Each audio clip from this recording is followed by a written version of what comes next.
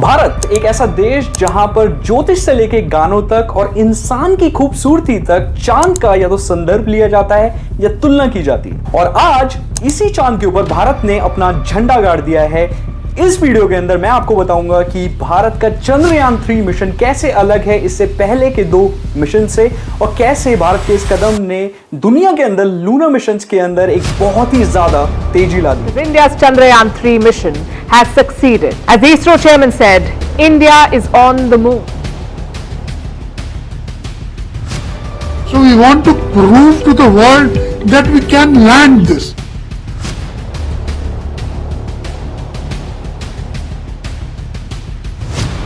और आइए इस वीडियो को शुरू करें। इससे पहले मेरा नाम है अभिनव। अगर आपने इस चैनल को ऑलरेडी सब्सक्राइब नहीं किया है तो प्लीज कर लीजिए। इससे मिलती है हमें बहुत ज्यादा मोटिवेशन ताकि हम आपके लिए ऐसा कंटेंट लेकर आते रहें।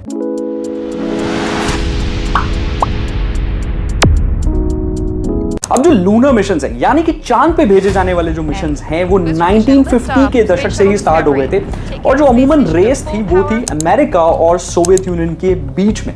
क्योंकि शुरुआत में टेक्नोलॉजी इतनी मैच्योर नहीं थी तो जो सबसे पहले मिशंस भेजे गए वो बेसिकली बाईपास मिशंस होते थे, यानी कि एक ऑर्बिटर को भेजा जाता था और वो फ्लाई बाय करता था चांद के पास से, और फ्लाई बाय करते वक्त उसका डेटा कलेक्ट करता था। लेकिन जैसे जैसे टेक्नोलॉजी मैच्योर हुई तो ये मिशंस कन्वर्ट होते गए और भी सोफिस्टिकेटेड मिशंस के अंदर, जैसे कि ऑर्बिटर मिशन, जहां पे एक ऑर्बिटर चांद का चक्कर लगाता है और उसके सरफेस को स्टडी करने की कोशिश करता है।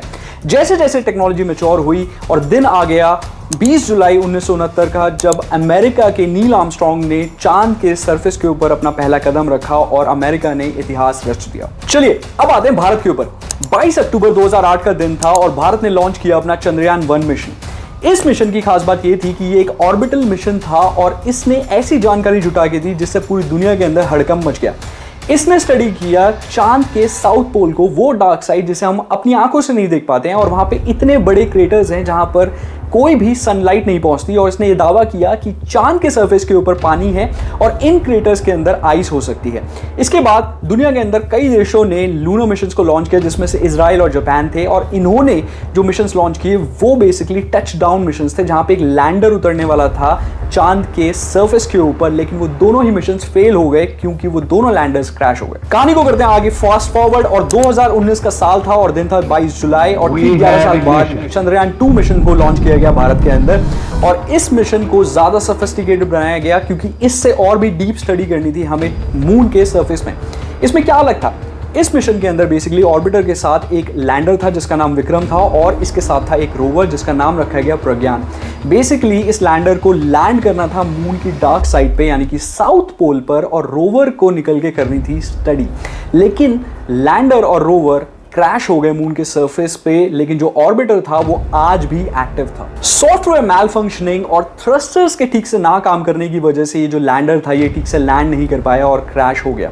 लेकिन सिर्फ 4 साल के अंदर अंदर भारत ने लॉन्च किया चंद्रयान 3 मिशन। और अब साल था 2023 और दिन था 14 जुलाई, और ठीक 2:35 पर सतीश धवन स्पेस स्टेशन से GSLV Mark 3 रॉकेट उड़ता है और लॉन्च होता है चंद्रयान 3 मिशन।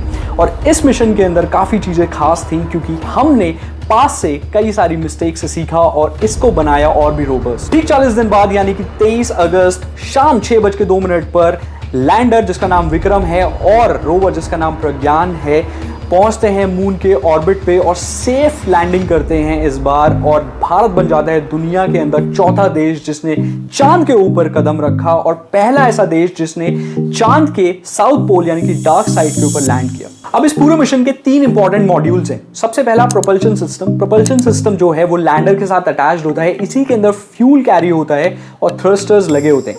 ये बेसिकली नेविगेट करता है लैंडर को उस जगह तक पहुंचने के लिए जहां पर उसे लैंड करना है। दूसरा है लैंडर जिसका नाम है विक्रम। कई बार आपने सुना होगा, लास्ट टाइम जो लैंडर था उसका नाम भी विक्रम रखा गया था। और जो तीसरा है वो है रोवर।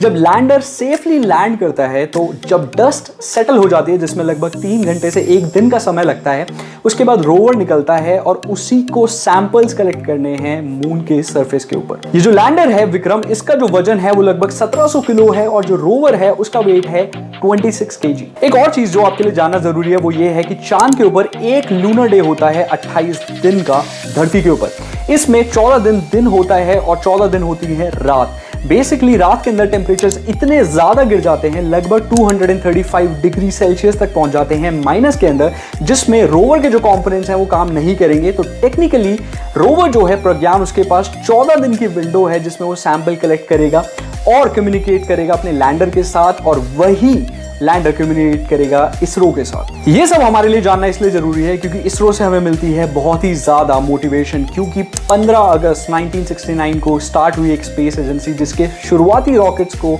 साइकिल पर और सैटेलाइट्स को बुलक कार्ट्स पे ले जाया जाता था। और आज इसी इसरो ने $75 मिलियन, जो कि हॉलीवुड की कई फिल्मों से कहीं कम है, जैसे कि इंटरस्टेलर और ग्रेविटी, उससे कहीं कम दाम के अंदर ये स्पेस मिशन को कंप्लीट करके दिखाया और हम सब भारतीयों को प्राउड करके दिखाया। और इसी के साथ वीडियो को जरूर लाइक कीजिएगा। कैसी लगी आपको वीडियो कमेंट बॉक्स में जरूर बताइएगा, और अगर आपने चैनल को अभी तक सब्सक्राइब नहीं किया है तो वो भी कर लीजिए ताकि हम आपके लिए ऐसा ही कंटेंट लेकर आते रहें। तब तक के लिए मैं मिलता हूं आपसे अगली वीडियो में। मेरा नाम है अभिनव। जय हिंद।